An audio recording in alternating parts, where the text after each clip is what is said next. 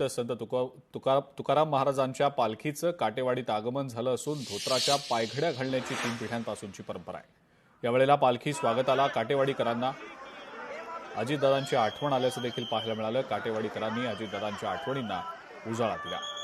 यावेळेला इथल्या काही धोबी बांधवांसोबत आमचे प्रतिनिधी सुंदर कुसाळकर यांनी संवाद साधला। पाहूया।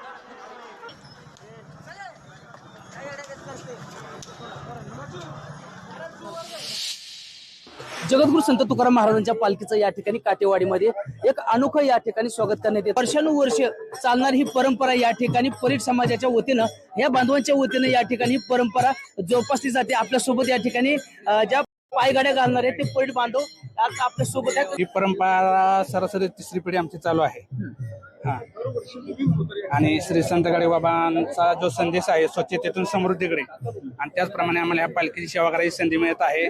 ते आम्ही अशीच पुढे चालू ठेवणार आहोत। म्हणजे दादांना इथे मोठं दुःख आहे काटेवाडीसाठी, कारण आमचा मोठा विठ्ठल गेलेला आहे। याच्या मागे सर्व आहे पण दादा नाहीत आज। खरंच आज आपण आजच्या ह्या संत तुकाराम महाराजांच्या पालखीच्या स्वागताला खरं तर स्वर्गीय अजितदादा या ठिकाणी नाहीत, याच्या देखील आज परीट बांधवांच्या वतीनं देखील आजच्या ह्या भावना या ठिकाणी व्यक्त केल्या जात आहेत। खरं तर आजच्या ह्या भावना आणि त्यांना जो कंठ दाटून आला याच्या माध्यमातून दादांवरती असणाऱ्या काटेवाडीकरांचं किंवा बारामतीकरांचं हे जे प्रेम आहे आजच्या ह्या माध्यमातून आपल्याला पाहायला मिळत आहे। सुंदर कुसाळकर, लोकशाही मराठी, बारामती। लोकशाही मराठी, ऐका, पहा, जागरूक रहा।